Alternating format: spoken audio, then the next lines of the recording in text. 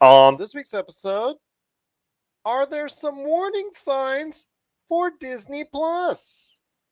We go back in time with GTA, and is it time to go check out Belfast?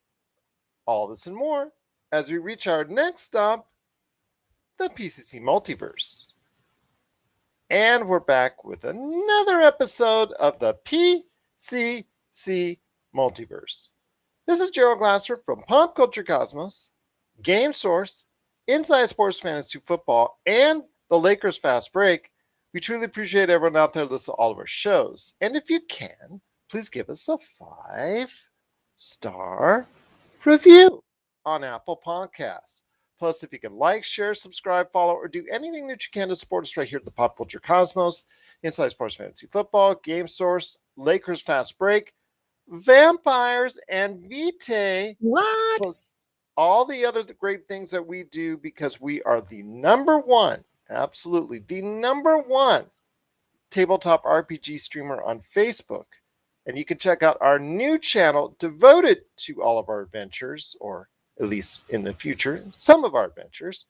And that's going to be the RPG Adventures with the Pop Culture Cosmos channel, wherever you get your podcast. But if you can also support our live viewings I don't want to say each and every day, but several times a week at Pop Culture Cosmos on Facebook, it is sincerely appreciated. But it wouldn't be a Pop Culture Cosmos or a PCC Multiverse without my good friend.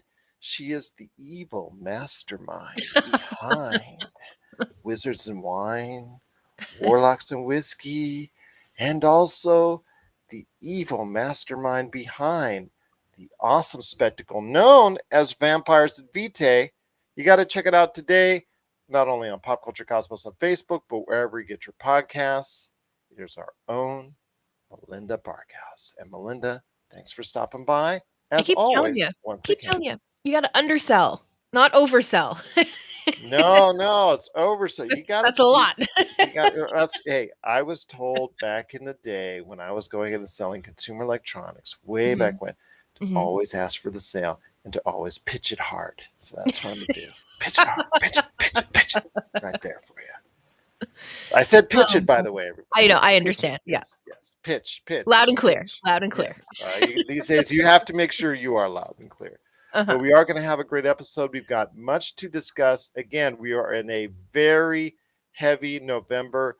Looking forward to all the great things coming up. It's going to get even busier in the next few days, because starting as you hear this, when this drops, wherever you get your podcasts, and also radio stations worldwide, Disney Plus will have its wonderful Disney Plus Day. But there's also some things going on with Disney Plus behind the scenes that they just reported on, which may not be as warm and fuzzy as they'd like to have you believe. So we'll talk about that coming up here in a sec. Plus also as well, the leading contender for the Oscars is going to drop this weekend in Belfast. We'll talk about our thoughts on this, and if you should go make the time to go ahead and check out Belfast this weekend. Plus also as well, GTA is returning with the GTA Trilogy. 3 of the great games in the series are back. Are we excited to go ahead and delve into the world of San Andreas, Vice City, and so much more when it concerns, and Liberty City as well when it comes to GTA? We'll talk about that coming up here in a bit. Skyrim reaches 10 with more new content added. Is it time to delve into the world of the Elder Scrolls as well? We'll talk about that coming up. Something of great interest to this show always is Blade Runner. And Blade Runner 2049, we don't need to tell you how much we love that movie. Just, Denis Villeneuve's movie is just so awesome. And of course, the original movie it's based upon is just such an incredible experience. We're going to be talking about a new anime feature coming to Adult Swim that's based off these 2 movies. So we'll talk about that coming up. We'll talk about Blade Runner Black Lotus coming up on the show as well. Then Melinda has something to tell everyone about a new Kickstarter project for a RPG that she's really into. Does she feel defiant? We'll find out on the back end of the show. And speaking of Melinda, hopefully she and I will have some Black Friday deals we're trying to work on, we're trying to look at, we're trying to go ahead and make sure you know about. So we'll talk about that on the back end of the show as well. But first, my friend, It is Disney Plus. And Yeah. Disney Plus Day is coming tomorrow. We're going to tell you all the grandeur things about all the stuff that's going on with movies and the shows coming to Disney Plus and all the specials and all the good stuff and the trailers and all that warm and fuzzy stuff they love to tell you about at the House of Mouse. But the thing is, there's some kind of concerns that I have for Disney Plus right now. And the fact is that they just reported at the end of the fiscal quarter yesterday in their investor conference that they had, they announced that they only added on 2.1 million subscribers, which for some streaming outlets would be a great thing. But for stock market analysts out there who were expecting a 10 million subscriber bump up, that's only 20% of expected gains, which is kind of concerning if you're Disney Plus, because you had all this momentum going for you for the first 2 years, and all of a sudden it comes to a screeching stop. Well, or at least it has for this quarter. Or slow down. Yeah, tomorrow, or Friday, as you hear this, when Disney Plus Day happens, it could completely change because everybody could get excited for what's ahead. So I want to hear your thoughts on what's going on as we head into Disney Plus Day. Well, I don't think it's time to bang the gong and all of that stuff to call this the end of Disney Plus. I really don't think that we're at that point. Honestly, I mean, what was it? 2.1 million new subscribers? That's still pretty great. Yes. I know it's not what was projected, but I mean, let's be realistic. Yes. And I mean, Disney Plus again. You've said it. We're getting Disney Plus Day tomorrow, so heaven only knows what they're about to announce. But like my Disney Plus subscription has run out, and I haven't been able to renew it, and I do miss having the service. So, if you have it and then you get rid of it, you do miss it. So that's something to Yeah. think about as well. Well, was it because of just there wasn't enough content for you to go ahead and sustain it for a period of time? Because in this past quarter was the end of Loki, and the What If series were the main Yeah. draws supposedly of it. Black Widow came at the tail end as far as it's concerned, but otherwise it was just not that much there, I think, which is part of the reason for the slow gains. Absolutely, yeah. And yeah, but really, and perhaps I'm in the minority, but really, when I have Disney Plus, it's so I can watch The Emperor's New Groove, I can watch Beauty and the Beast, and I can watch like the old classic Robin Hood movies with the fox as Robin Hood and all of that kind of stuff. So, when I get the Disney Plus stuff, all of the Marvel stuff and the Star Wars stuff is a really happy bonus for me when I have it. Which I'm sure I'm in the minority there. I feel like more people have it for the Star Wars and Marvel than they do for actually the Disney cartoons and stuff. So Yeah. Well, I would be concerned a little bit if you're in Disney, because obviously the slowing in gains is something you're not really liking at this point in time, because of the fact that you're trying to go ahead and climb up that mountain and face off against Amazon Prime and also Netflix, which are over 200 million subscribers. And that to me is a problem, because the fact is you're fighting an uphill battle against both of them. And with Amazon, it's about, this is the time of year for Amazon Prime that everybody adds on their Amazon Prime subscription, because it's right around the holidays and the Black Friday deals, and et cetera, et cetera. And with Netflix, they're just putting out and pumping out so much content. We talked about it on last week's show and also on the Monday show about all the stuff that they're coming out with, some big names like Red Notice. Even though that movie has been critically raked over the coals, it still stars three of the biggest stars that's out there today. Talked about Arcane for League of Legends fans. They've got a whole bunch of stuff that they've got. The Harder They Fall, which we talked about. They're dropping even more stuff for the rest of this month. So their content is not going to stop. So they're going to keep their, Tiger King 2's on the way, a whole bunch of stuff that's coming out that a lot of people are going to be interested in.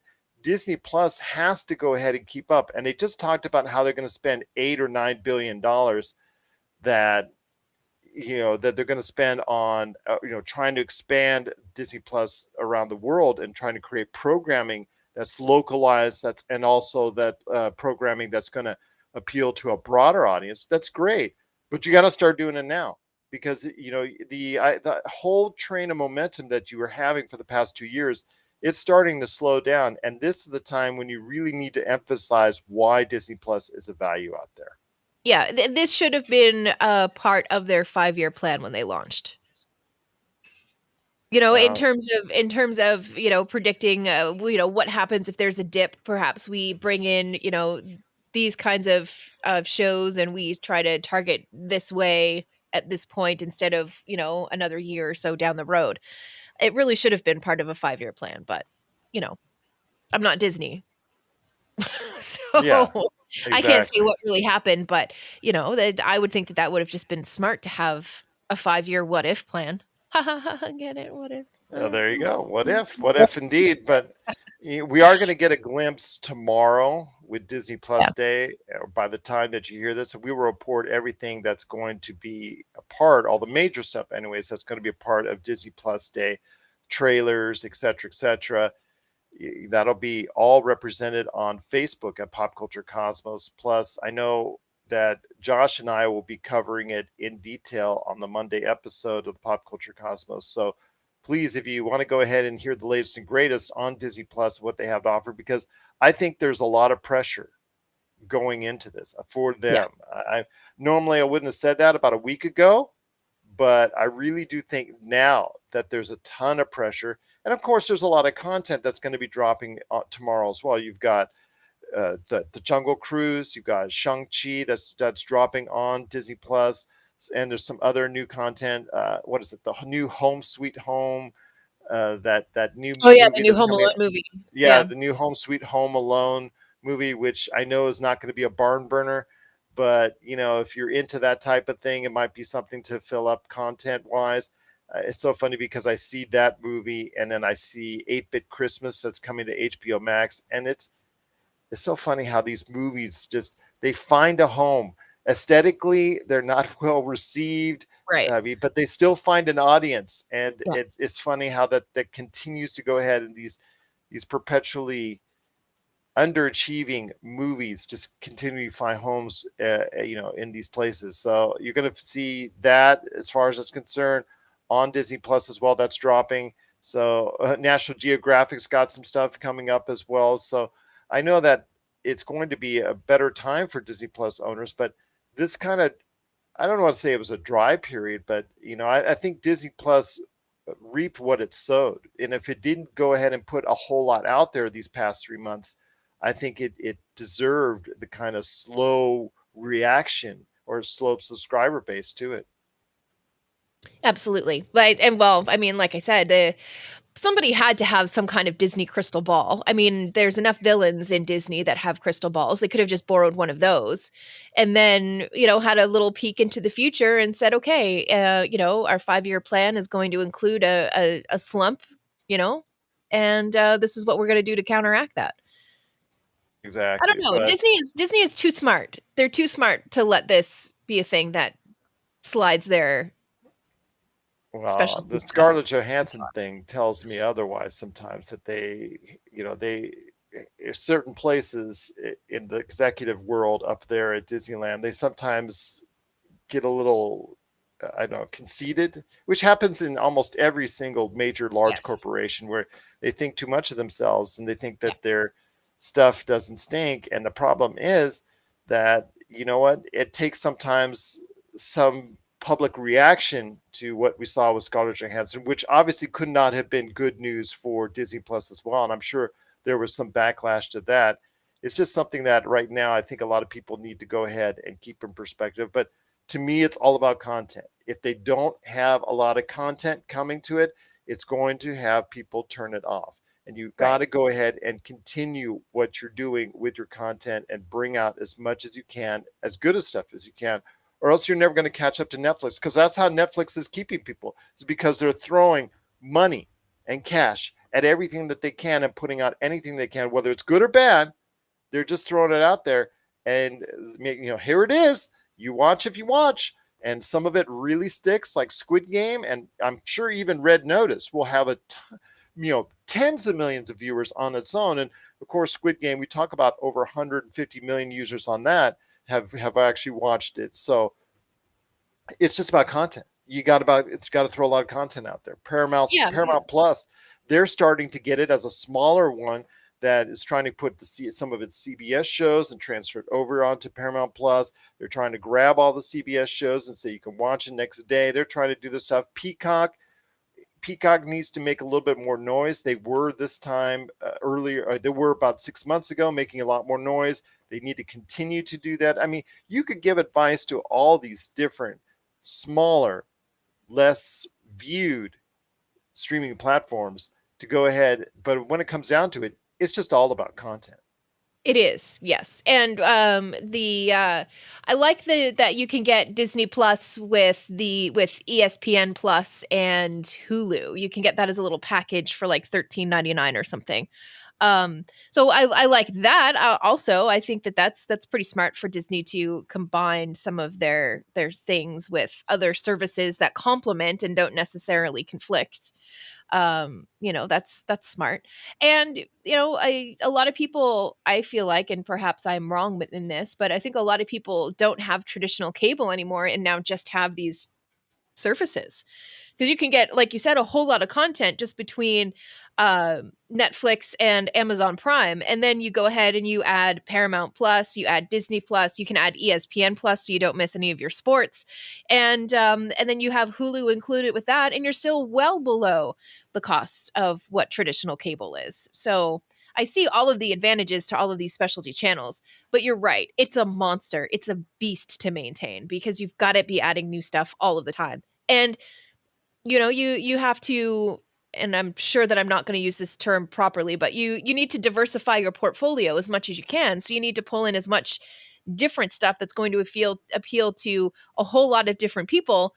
But you also have to have those niche shows that are going to appeal to a couple of million people, and these people are guaranteed going to be here to watch this. We're going to experiment with all of this other stuff. Last thing I want to hit you up this, and this is something I hit up with your predecessor in the hot seat, Marcus de la Garza, when they first announced the Star Network, which is available in other countries, not in the US, but it's a conglomerate, like, just mixing of not only local content, but also ESPN, Hulu, and Disney Plus all combined into one. You'll see programming from each of these platforms because Disney owns I think the majority of Hulu, and they have all these things that they mash up into one. In this a Star Network in several different countries around the world, but not in the U.S. Here they have it all separate. And Dave Bautista tries to get you go ahead and get all three separate things for one price and bundle price, and they're trying to make kind of a bundle, but it's still, people don't associate it all together. They know they know that their Disney owned properties, ESPN Plus and Hulu, at least most of it is owned by Disney. The thing is, I think that Disney Plus should just go ahead and bite the bullet and say ESPN Plus and Hulu, just write that check, pay off whoever you need to pay off. I don't know if it's Comcast or someone else. But yeah, pay off who need to pay off to get Hulu, put all that content on Disney Plus, and there you go. That's a massive amount right there. And I think that would be just something that would just finally get them into the full-time running between them, Netflix, and Amazon. Absolutely. But then if you do that, some of that content on Hulu is not going to be friendly, I Oh, suppose. I know. So you The take Disney that brand. little D word you got there with the Disney. I Yeah. understand that. I get that, but Yeah. you have to go ahead and market. You can segment it off for family, for not so family, adults, kids. You can segment it off. Netflix does it, so True. why can't they? True. And they're thriving off of it. They're thriving on the fact that you can go and watch a kids show, and then you can watch an adult programming on Netflix. Interesting, because really you could create one service, and then when you open it up, you could go to Disney, Hulu, or ESPN, and then you know what I mean? Like it could branch off that way. We need to write a letter, Gerald. I don't know. We need to go ahead and invest in Disney. Maybe that's the only way they'll respond is if we go ahead Yeah. and invest in Disney stock. Right. Well, my $4 in Disney stock isn't going to get us an audience with anybody, I don't think. Well, maybe not. Well, I probably won't even get you into the door at Disneyland. But I'm a Yeah. shareholder. Right. Yeah, we may have better luck with trying to get a hold of Walt with a Ouija board.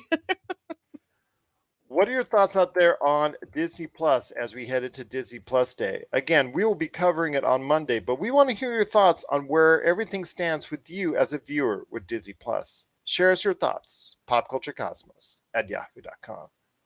Well, there's still much more to talk about, my friend, on today's program.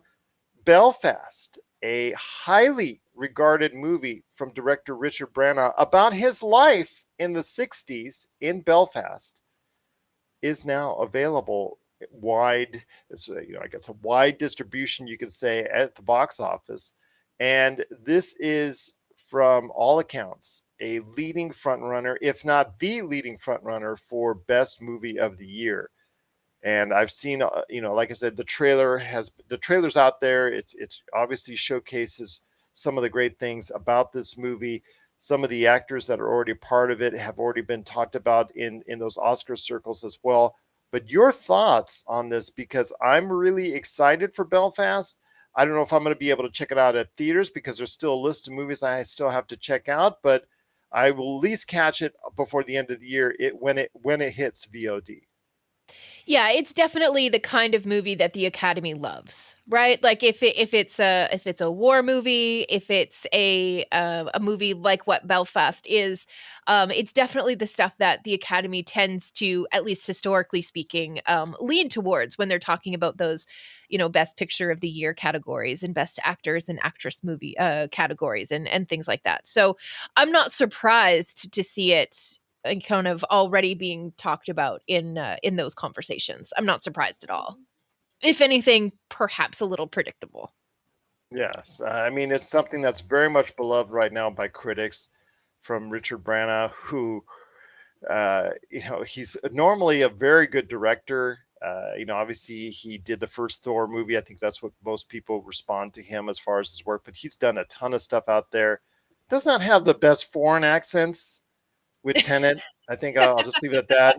I like Tennant a lot, but his accent I don't think was just the very best things in there. In fact, he's actually I think pulled that out a couple other one or two other times as far as that Eastern European accent, which I think he probably should just like store in a good place someday.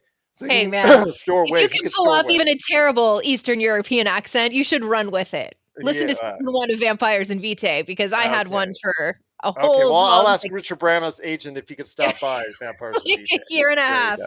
All Oh right. gosh. But as a director, I think he's got a lot of work that he's done that over the years that has warranted a lot of critical praise. And this is something that I think is going to have a lot of momentum behind it. And, that's in Hollywood. You've seen it before. That's all it takes is just momentum. It could be a great movie and could be worthy of that Oscar, but if it does not have that momentum behind it, as far Yeah, as whatever the studio trying to help push it, or the the chatter. media, us in the media out there trying to go ahead and say this is the greatest thing since sliced bread. If you don't have that backing behind it, it won't do anything. But it's already come out running as the number one Oscar contender out there. So I think it has a great chance for the Oscars. I think it has a great chance to win a lot of Oscars. So just before we head on to another subject, please share some final thoughts on Belfast. Yeah, go see it. The actors that they have in this movie, I'm sorry, for some reason my brain's just not. The Rolodex isn't picking out their names. I know she is in Outlander, which you can watch on Netflix. Jamie and Claire. I can't remember the actress's name though. Isn't that funny? And the male lead that they have in the movie as well, also very very good. He was in the 50 Shades of Grey movies. Why can't I remember names? But I can remember movies and other roles that they've played in. Jamie Dornan? Yes, yes. And Catronia. Oh gosh, that's terrible. Kaitrona Balfe. There's the one. Yes. Thank you. Balfe. I'm sure believe me, by the time she's nominated for an Academy Award, we will know her name. Let's just put it that way, because Yes. they'll be told to us on a number of occasions. So, and if anybody here that is listening and has been a diehard fan of the Outlander series on Netflix, I apologize deeply for getting her name incorrect. I know my wife has periodically checked in on the series, and she's a fan of it. So Yeah. I'm Well, I sure mean, you will. the books were so Yeah, good from please don't Diana send your hate Gabaldon. mail. Please don't send Yeah, any hate mail no. to Melinda. Okay. It's just, you know what? It's early for me. The sun is out. I don't know. I'm not ready for the day yet. I'm ready to Yeah, talk pop culture, but I butcher names all the time. So yes. you're the person I go to. I'm like, how did Gerald pronounce that? And you're Yeah, telling me you don't do it right? exactly. Well, me, Gerald. Josh and I, we butchered names for 5+ years now, almost 5 years on this show. This show is Oh yet to no. hit 5. The other Oh one has. no. So you know what? Give us a break. We'll go ahead and try and work that out. But you will be hearing her name Yes. correctly stated a Yes. lot here in And coming she's weeks. lovely. I've watched so many interviews with her. It's not funny. I still can't. Anyways, I've watched a ton of interviews. She's lovely. She's incredibly talented. And yeah, I'm just not surprised that And I think this that's going to movie be is what getting the a good place. 900th nomination if she gets nominated for Judi Dench. I mean, Judi Yeah. Dench just a Oh my truly gosh. truly brilliant actress, cats notwithstanding, but truly brilliant actress, and I think a lot of praise is going to come her way as well. So, yeah, I Yeah. think everything is going to fall in line for this film. Whether or not it's going to win, I'm not sure yet, but it is definitely going to get a lot of props. I think, like this again, the train has already left the station for the momentum Mhm. train on this film, and I think that's just not going to stop from here. So I Yeah. really think that Belfast has a great future. So if you want to check it out, it hits theaters this weekend. It is Belfast, one of the marquee films for the Oscar running already, and it's out this weekend, directed by Kenneth Branagh. If you have thoughts on Belfast, please let us know. Popculturecosmos@yahoo.com. Well, before we hit the break, Melinda, I wanted to go ahead and tell you and ask you this. Is it time to go back to the world of GTA? Because GTA Trilogy, the recently announced trilogy of games, where it's GTA 3, it is also as well GTA 5 City, and GTA, oh my gosh, I forgot. My brain is killing me. GTA Trilogy, going back to Liberty City. Yes. It is the definitive edition. Yes, There it is. Yeah. GTA, the definitive edition, Grand Theft Auto 3, Grand Theft Auto Vice City, and Grand Theft Auto San Andreas. How can I forget about San Andreas? You know, that's coming out this week, and it's coming out as a kind of new, well, as you see in the past almost, I don't say decade, but at least past 5, 7, 8 years, where in this Xbox One and PlayStation 4 and now PlayStation 5, Xbox Series X generation, you're going to see a lot of games from the past get a nice, their dust is blown off them, and Yeah. we put a nice new coat of paint and make it a little bit shinier and whatnot. I've seen the first bit of gameplay from one of the games. I think it was GTA 3, and it still looks old, no It matter does. what kind of paint you can shine on it. I was But watching a little bit of that too. the fact is that there is, if you get it and you play it and you go delve deeply into it, there are hundreds of hours there. I think probably I would estimate maybe 200 hours of gameplay there. And it's not the online thing that you could go ahead with GTA Online for GTA 5 currently. I mean, this is something that in itself, in its world, people were playing these games back in the day for dozens and dozens and dozens and dozens of hours. The Mhm. detail there, because you could go and travel. I know everybody talked about going from like the recreation of San Francisco to the recreation of Los Angeles to the recreation of Las Vegas back with GTA 3, and I'm assuming GTA San Andreas, and then GTA 3 was very diverse as well. And then you had with Vice City the recreation of Miami, and it's so cool the way that they go ahead and went into the detail back then. For me, that's what, if I get this game, that's what's going to be for me, is the appreciation of what they did back then, and the detail, because of the limitations electronically that you could go ahead and put into a game like this. Yet Yeah. they found enough space and they found enough room to make these games so diverse, so broad, so grand in scope. Yeah, definitely like wide open. We talk about it all the time in D&D. You know, you don't necessarily want to play in a railroad game. You'd rather much play in a world that's kind of wide open and sandboxy. That's definitely what these games were. It was a Yeah. wide open world, and you could really just run around and do whatever you pleased. Absolutely, and Yeah. it's just something I'm fascinated by, this love of GTA that so many of us have, and you can see that you could really start to see where the history and the lore of GTA comes from with those three games, because that's really what got the series to where it is today. I mean, we could always talk about what GTA 4 and GTA 5 did as far as their sales concerned, and GTA 5 sold over 100 million copies, yada, yada, yada, and all that. But these three games are the foundation of the GTA series, in my opinion, and I'm glad that they're getting some love once again. Yes, it is a money grab by Rockstar. We know that.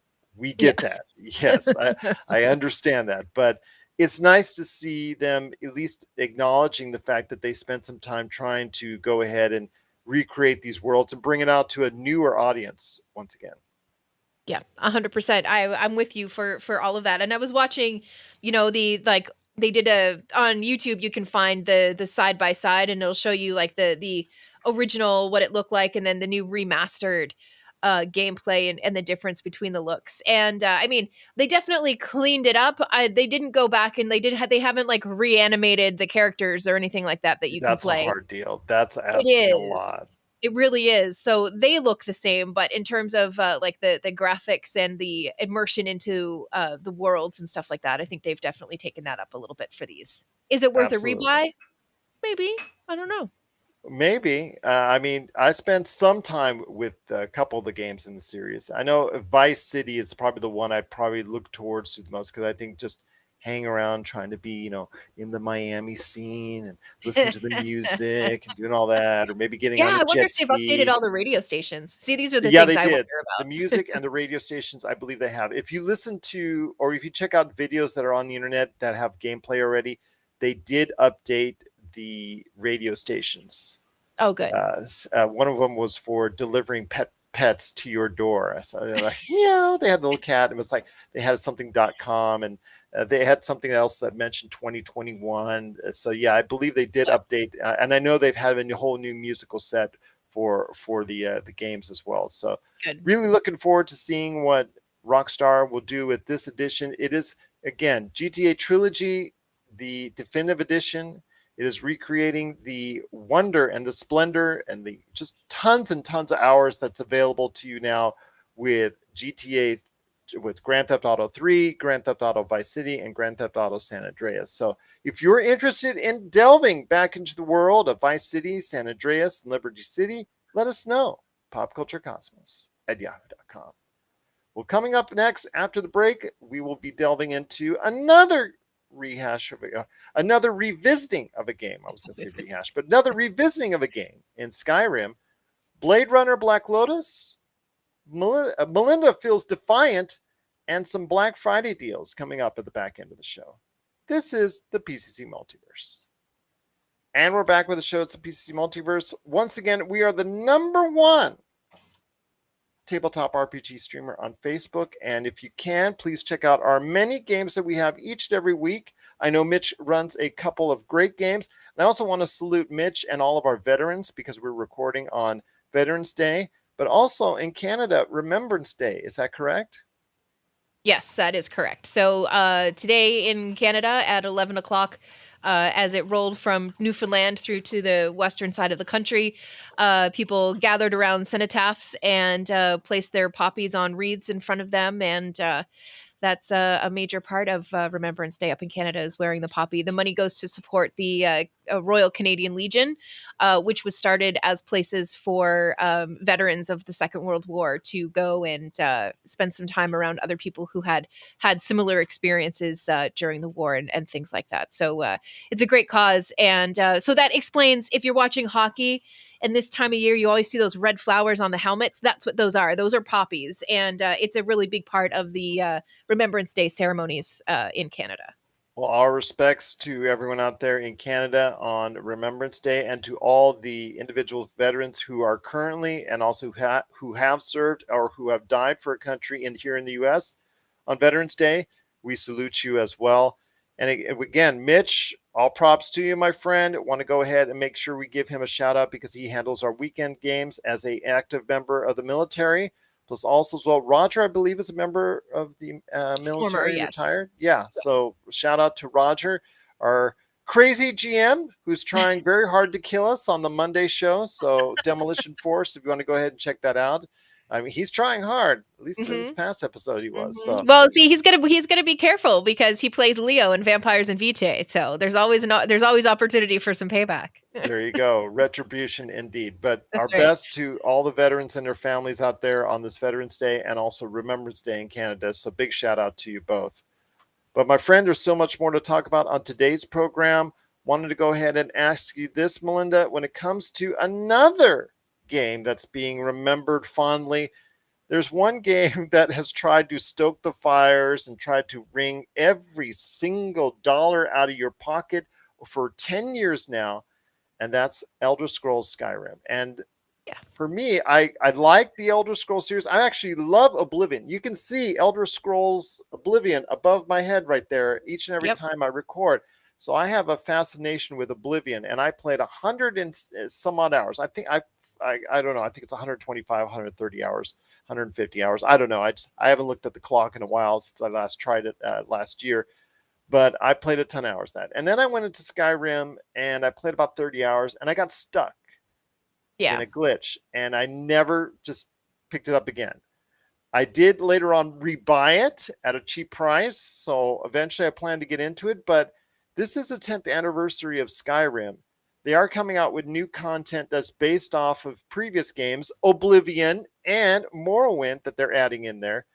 I wanted to go ahead and make a correction that Josh and I were under the influence that you were going to have to rebuy a anniversary edition, which is going to become available as we talk about this, as we're on the air, as you're hearing this, that is now available and out there as an anniversary edition, of course, so you can spend your money, but on that. But there also, if you have an existing copy, you can buy DLC extra for I think $20. I think is so if you just want the DLC and you already have a copy of Skyrim, like the tens of millions that do out there, you don't have to rebuy an anniversary edition.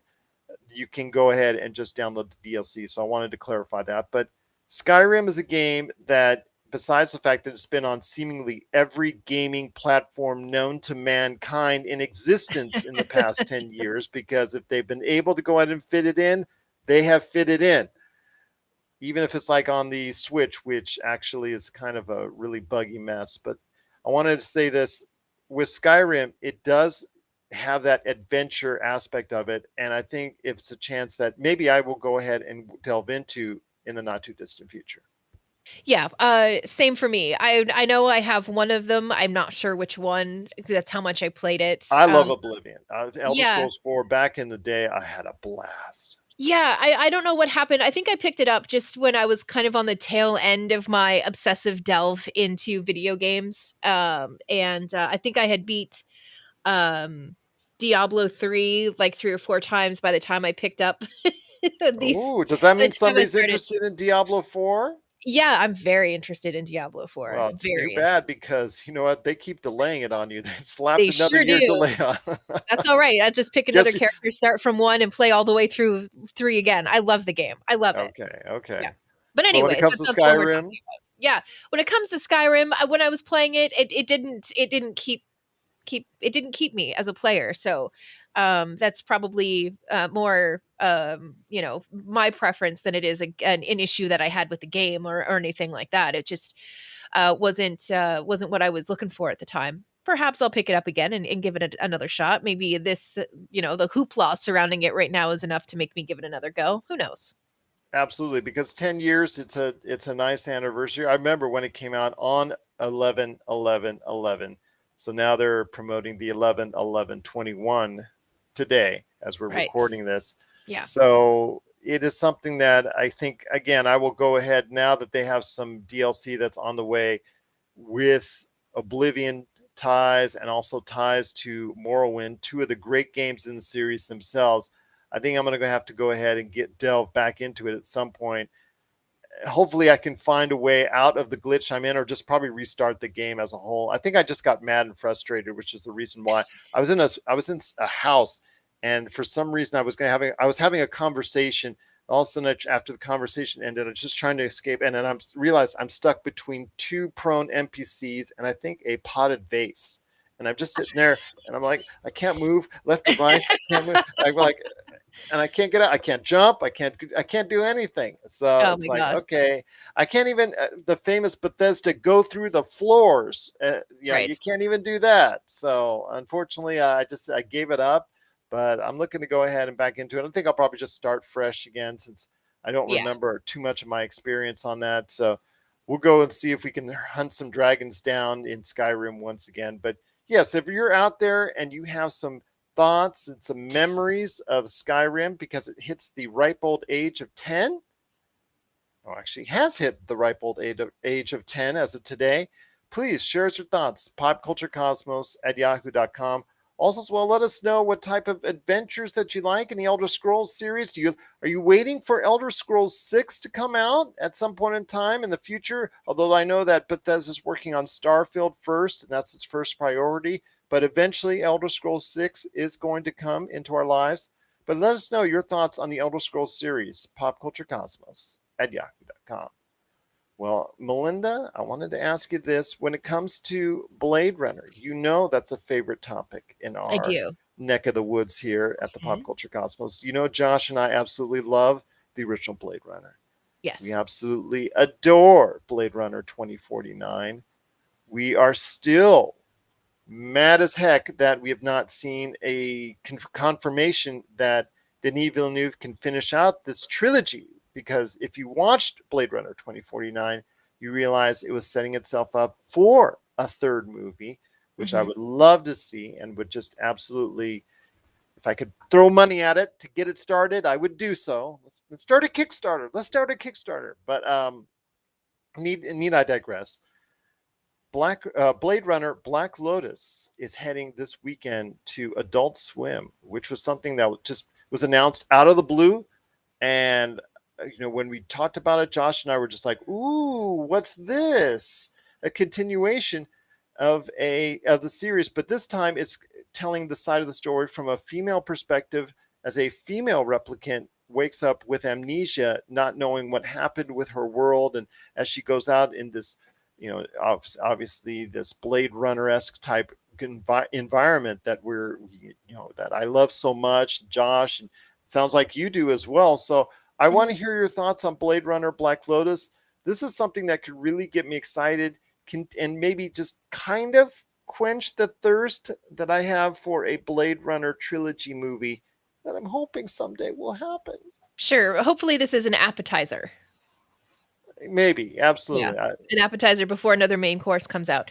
But, no, I watched the trailer. I rewatched, I should say, the trailer this morning, and, my first take is still the take that I'm going with. It's got me. I will be purposely looking for this one, through my television listings and putting my DVR to record and, give it a watch. I mean, I'm gonna save up, like, 3 or 4 episodes, and then I'll just be able to binge watch and kinda blast through a bunch of them all at once, I think is probably gonna be my MO for this one, but, yeah, no, the animation style is amazing, everything looked wonderful.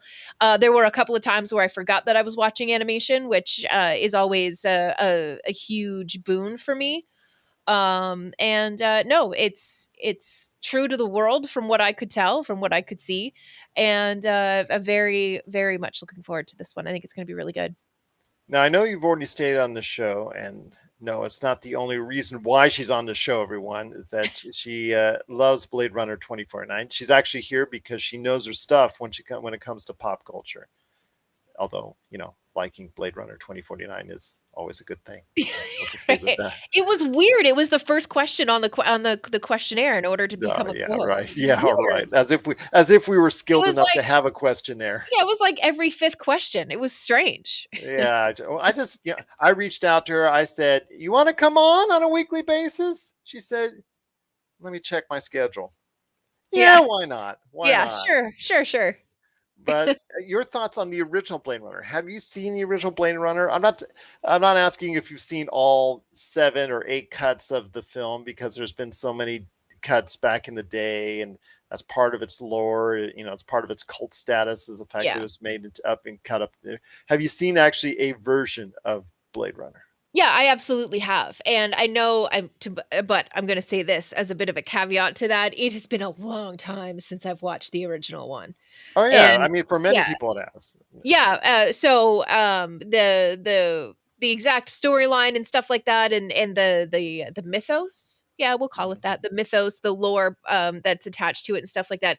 It's a little fuzzy in my brain. Um but with that in mind, I understand the world that was built for Blade Runner, and watching the trailer, would there was nothing in the trailer that didn't seem like it fit. Yeah. So I'm digging what I'm seeing with Black Lotus, though. I Yes. really am, and I think this could be a sneaky hit for Adult Swim. I mean, we see Adult Swim with its obviously very much reliance on comedy and adult comedy, and trying to push the lines, and trying to go ahead and do what they can to get everybody as up in arms, or try to go ahead and just try to straddle that line of what we can do and what they can't do on cable television. And it's kind of funny where they go ahead and all the great shows that they have there. But this is something that, again, is going to be a little bit different. It's going to be a departure for them from what it is, because it's not supposed to be a comedy. It's supposed to be an action adventure, sci-fi, Yeah. delve into that world. So I'm really intrigued that Adult Swim would go ahead and put out something like this. I'm not really. I could see it at them as, dipping a big toe into the bigger, the bigger lake or the deep end or whatever, however the expression is. Yeah. Anyways, they're testing the water, I Mhm. think, with this kind of content for Adult Swim, because I think that we've hit a point with our entertainment where we're asking a little bit more than fart jokes and toilet humor. Well, their audience has appreciated a lot of that toilet humor. I mean, with Rick and Oh, Morty, and believe me. Yeah, believe me, I'm not knocking it. I'm a sucker for physical comedy and toilet humor, and, like, honestly, I think I have the sense of humor of a 12-year-old. It's not sophisticated by any means. okay, Um, but I think that, there is a portion of their audience that it would be fine going from Rick and Morty into this new Black Lotus show, and I don't think that they would find it too jarring, because it's, it's still in that wheelhouse. yeah, Somebody has done a lot of research. That's what I think. there you go. So I'm looking forward to it. I know you are as well. But if you have thoughts on Blade Runner Black Lotus that's coming to Adult Swim, we'd love to hear your thoughts. Popculturecosmos@yahoo.com. And when you check it out, please let us know your thoughts on it if you liked it and you'd like to see more of Blade Runner Black Lotus. Popculturecosmos@yahoo.com. Well, before we head on out, my friend, I know first off you wanted to go into detail on a project that you're just backed on Kickstarter in the world of tabletop RPG, because you are, I think I'm going to commission you as our tabletop RPG expert here on the No, show. no, no, no, no, no, no, no, no, no, no. I am far from expert in any of Okay. this stuff, How believe about me. fan? Yes. Okay, Okay. I'm Tabletop very comfortable with RPG that. fan. Yes, yeah. Expert. So, yes. No. Definitely not expert by any means. I got stumped by spiritual weapon the other day with Wizards and Wine. I couldn't remember if you could summon and then attack with it on the same turn, or if it was a bonus action to summon and then you couldn't take your action with your spiritual weapon on the anyways, it became a whole thing. But so what's happening with me a little bit, Gerald, is I'm at a point where I'm getting a little bit of D&D fatigue. And I'm having a hard time finding new aspects of Dungeons and Dragons that I find A whole exciting. crowd of Dungeons and Dragons fans just had a collective gasp when you said that, by Yeah, the I way. know, I know. I know, because I love the game. When Rob and I first started talking, dating, whatever you want to call it, D&D became excuse me, the thing that we really connected with. And we would run like dorky little, mini adventures for each other. I mean, obviously long distance, cuz he's here in Las Vegas and I was up in Halifax in Canada. So it really was how we kind of got to, I don't want to say got to know each other, because it's definitely not a tabaxi rogue in real life, but Anyway, I do find from time to time it's like, okay, and I swing with my battle axe of +7 to damage. Like every once in a while, you just need a bit of a break. Yeah. And if you are in that kind of a situation, you're looking for something a little bit different. Maybe you don't want to go into Vampire the Masquerade because maybe you're not a huge fan of the dark world, the World of Darkness lore because it's quite heavy. It can also be quite dark. But if you watch Vampires and Vitae, you know that we're much less Interview with a Vampire and much more What We Do in the Shadows. It really does come down to your table and what your table is able to make of something. But then I came across this game, and actually, Gerald, just a little bit of a clarification. I actually kickstarted it back in March. And Okay. then I got a hold of my Kickstarter copy of the PDF in August. And I've just now been able to start to find the time in my schedule to sit down and start to read the book. The book is like 609 pages long. Oh, that's Um, all. that's all. It is on Drive Through RPG though. If you want to pick it up, it's like $25 and you get the PDF and everything that you Well, what need is it to called first play off? the game. It's called Defiant. Okay. I know I've said it, but I just wanted to make sure. Yeah, and Yeah. this is the cover coming up. Well, Just a I'm black I'm gonna screen right I'm gonna now. try and do it again. So let me go ahead and take Okay. this. There you go. Okay, no Okay. problem. So I will look Okay, great in so previews, but we're gonna go ahead and try and yeah, right. Go figure. But go figure. When you need it, um, it's there. All right, there it yeah. is. There it So is. that's the cover. That's what you're going to be looking for. And they have their own Discord channel, so you can join that, and you can actually talk to the creators of the game and get clarification on rules or anything like that. They did just do a big update as well for the PDF, so there's a whole new chapter I'm in the just gonna game for say you to look this at. though. Yeah. Whenever when you showed me that cover, first off, immediately what popped in my head was like a little like on my shoulder, like I was, in the Water Boy with Yes. Kathy Bates, just going, Yeah. "It's the devil! It's the devil!" Well, it's true. So I'm just going to read a little bit about how the designers described the game, because I mean I don't think I could summarize it any better.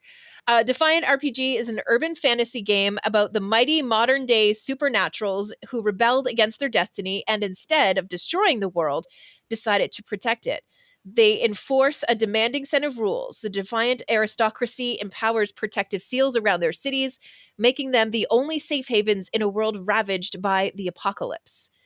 So I've recently just started to delve into the game and really get to understand the rules. The character creation, as you're reading it in the book, seems very convoluted, but once you're actually doing it, it's quite simple.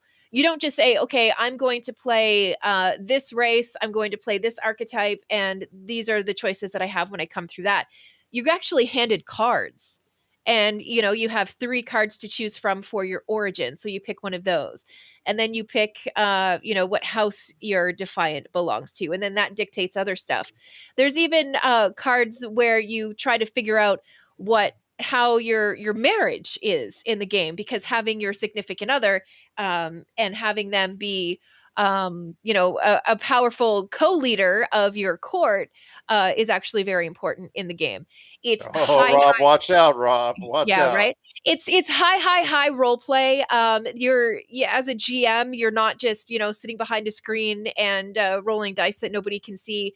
You actually take a very active role in the story as the characters tell it. The onus is more on the characters to run the story than it is on the DM. The DM is more of a facilitator of challenges and figuring out potential of characters and things like that. And of course, running all of the NPCs, of which there are going to be many in any game, no matter how you play it. They say it's best with 2 to 3 players. Haven't seen a mechanic that will show you how to deal with the cards and stuff like that with more than 3 players. So if you're just looking for a really tight knit group to get together every couple of weeks to play a game, give Defiant a shot. It's a really interesting take on a lot of RPGs. You're going to see flavors of a whole bunch of different games that have been brought into Defiant to try to make this a really interesting and formable game for each table that it's played at. So if you're experiencing, maybe as I am, a little bit, just that much D&D fatigue, Defiant could be a nice I'm going to say the vernacular that I was using for vampires and Vitae. It's going to be a nice little palate cleanser. And, it's a chance for you to support an indie author as well, an indie creator for the game. So definitely check it out. It is on drivethrurpg.com if you want to grab it. I'll tell you what, they should send you that check in the mail. It's on the way. It's on the way. Yeah, no, please. Also, yeah, that's actually a good point. I have nothing to do with the game beyond I was a backer of it, and I finally got my hands on it. And when I was able to dig through it, I was like, I'm gonna help these guys because it's a really neat, really interesting game, and their game mechanics are well thought out. Seem complicated in the book, but once you translate them and you go it at the table, it's actually very straightforward and linear. It's really good. Well, that's awesome to hear. And once again, where can they find it or where can they support it? Which is more important? Yeah, Drive-Thru RPG, and they are, as you get a lot of the different games and modules and stuff like that on those websites, they are constantly working on it. They're constantly upgrading, and like I said, they've just added a whole new chapter to the book and things like that. I don't think I get a physical copy of the book until about February. Yeah, so I'm sure if there must be a like print on demand kind of thing that you could order the book, perhaps for an RPG gamer in your life if you get it for them for the holidays or something like that. I'm sure there's a print on demand thing, but it may be a PDF on a thumb drive that you give to them at Christmas, and then the book would come out later in the new year. So that's something else to keep in mind too. Very impressive indeed. So check it out today at drivethrurpg.com. Go ahead and check out the awesome Defiant role-playing game with the lady on there with the horns and like the devil. It's like, all of the artwork in the book is beautiful. It's really great. Give it a shot. All right. Okay, fair enough indeed. But again, please support a great independent project just like this if you can. Please go ahead and do so. You know what? That maybe we can go ahead and try and reach out. Maybe they'll come on the show. We'll try and get them on the show, and you can ask even more questions on it. Oh gosh, absolutely. Yeah, that would be great. I am actually going to start running a little bit of a I don't want to call it a test game because that's not entirely accurate, but I have a concept. It should take about 3 months to play through if we play every other week. I do have a group of 3 people who have agreed to play it and help me kind of sort through rules and figure some stuff out there. So that's so cool. Yeah, so we'll record it. I don't know that we're going to be able to do anything with it because it may just be a whole lot of discussion and questioning about certain rules and stuff like that, as opposed to like gameplay that people are used to hearing in podcasts. And stuff Would you still stream it on the PCC? Well, I don't know about streaming. That's what I mean, because it's going to be messy because none of us have ever played it before. So some people find that interesting. Yeah, but I don't know. I have a hard time with it. All right. Spending 15 minutes discussing a rule is questionable to me, in terms of live streaming. But as in a podcast where you could clean it up a little bit and you don't have one person just repeating the same thing over and over and over and over again, and then everybody else just suddenly decides to agree. That's not fun to listen to, you know? Okay, well, it reminds me of our Monday shows when, in the early days, right? What happens if I don't roll a 20? Yeah, right. And I asked Roger that for the 9th time in a row. If I roll a 1, is that bad? That's bad, right? Yeah. Is that bad? Yeah, today it's opposite day and 1s are good, right? Exactly. I haven't played D&D in 30 years. Is rolling a 1 bad? Is that bad? I mean, really? But yes, if you can, please support this great independent project. It is Defiant role-playing game. drivethrurpg.com, or just, I checked it out on a Google search. It does come up as far as the Kickstarter project. If you just go ahead and type in Defiant role-playing game, it does come right up. So please go ahead and support that great independent cause today. You'll be glad you did. And There you go. And hopefully you will hear more about it when Melinda's able to go ahead and show out to the world as far as in a podcast form, her thoughts and a creation of a world based off the game Defiant. So looking forward to that indeed. But before we head on out, Melinda, it's been a great show. Love chatting with you as always. You killed it once again, and I've destroyed it even more, unfortunately, as far as the show's concerned. This is not true. In fact, sir, you saved me many, many times. No, vice versa. But before we head on out, my friend, Black Friday is around the corner. Well, actually, it's kind of here because they're kind of throwing out stuff. Walmart just had its second kind of Black Friday sale with some more stuff that they're leaking out. Some other retailers are leaking out some stuff little by little. Obviously the supply chain issues are causing some Right. stuff to be Yeah. sold earlier than what it would normally would be. The prices are okay as far as Black Friday prices are concerned. Some of them are really good that you can follow. Amazon's doing the same thing. People need to keep an eye out on that. But I want to go ahead and ask, is there anything that you're eyeing right now for Black Friday, either a traditional Black Friday or something that is maybe possibly people can take advantage of right now?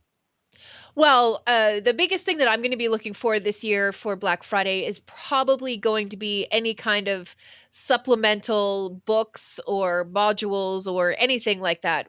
Probably mostly going to be focused on World of Darkness content this year versus D&D content. Although they released like what 3 or 4 books this year. Anyway, Yeah. so I'm going to be keeping an eye on the World of Darkness stuff, and I'll definitely let anybody know the second I start to hear about any kind of sale or significant markdowns or anything like that. I did see that Walmart, if you're in the market for a new tablet, perhaps your perhaps your kids have claimed yours and you need a new one. That happens. I did see that Walmart had one of the newer Galaxy tablets on sale for, I think it's going to be like $140, which is crazy good for those tablets, especially the Samsung ones. They're quite good. So that's definitely one. I love tech. I love new tech. So that's another thing that I'll be keeping an eye on this year, I think, for Black Friday. For me, I'm already circling around Target already because that's one of the ones that one of the major retailers here in the United States that I've seen a actual true Black Friday ad. Sure. And the thing I see is that their media, whether it's board games, whether it's video games, whether it's puzzles and activity sets, whether it's books, movies, and of course, video games, if you buy 2, you get 1 free. So I like Ooh. that. They have to be the same amount. You can't just go and say, hey, you know what? I'm going to buy these $6 games and I'm going to get a $59.99 free. No, you can't do that. Wouldn't it It's be got to be. wonderful if it worked that way, though? Oh my gosh, it would be Could you awesome. imagine? I would be the Wow. first in line right there. Right? But yes, if you wanted to go ahead and mix and match, I think you can go ahead and do that as well. So, yep, mix and match on books, movies, board games, video games, puzzles, and activity sets. This is something I think that is going to be outstanding for them. Obviously, it's clearing out their inventory. Anything that's been sitting there is going to get probably a second or third look from somebody that says, okay, I got the video games I needed, but I really, I thought about this board game maybe 6 months ago. You know what? It's free. Might as well pick it up now. Yeah. For them, it's a great thing. But for you as a, a consumer out there, I think it's a really good thing because the fact that, again, not only do you get the stuff that you're looking for now, but maybe some stuff that you overlooked or not necessarily overlooked, but maybe just thought, okay, I'm going to put that on the back burner. Now's a good chance to go ahead and pick it up because you're cutting the cost considerably on it. Yeah. And in fact, in the case of something that if you've already bought 2 or ready to purchase 2 of things that you want to go ahead and get, and you see this, oh, I can get that 2 for free. Yeah, absolutely. And that's something that I like to keep an eye on too, because you have, in the summertime, maybe you go camping, you want to have like a little game, one of those little card games where you flip it and you've got to give me 3 things that you never ate when you were a child, like, games like that. Something easy to play like around a campfire or something. If it came down to like 2 games and you got one of them but you're still thinking about the other one, this is a great excuse and time for you to add to the camp games. Yeah, absolutely. Or if you wanted to get something from all 3, like, okay, Rob, hint, hint out there. If Rob was shopping for Melinda and got her, an awesome book, an awesome game, board game, and then, on top of that, maybe a video game or a DVD or a Blu-ray, there you go. That's a nice starter set to get him started There. on his gifts for you. Just There it is. a And good he starter. saved money as Yes, well, so that means yes, more, right? yes. That means more stuff he can buy you. That's terrible. Appetizers. I'm just That's throwing terrible. appetizers. Yeah. My Whatever he wants goodness. to get for the big prize, that's up to him. So, Right. yes, he's going to kill me when he sees me. That's okay. And maybe on next Monday's Demolition Force, he's going to go out of his way to kill me. Yeah, I'm already right. hexed. I've already got a hex. If you watched this past Monday show and you saw me, I got a hex currently on me as I flew down a flight of stairs out of a very troublesome situation.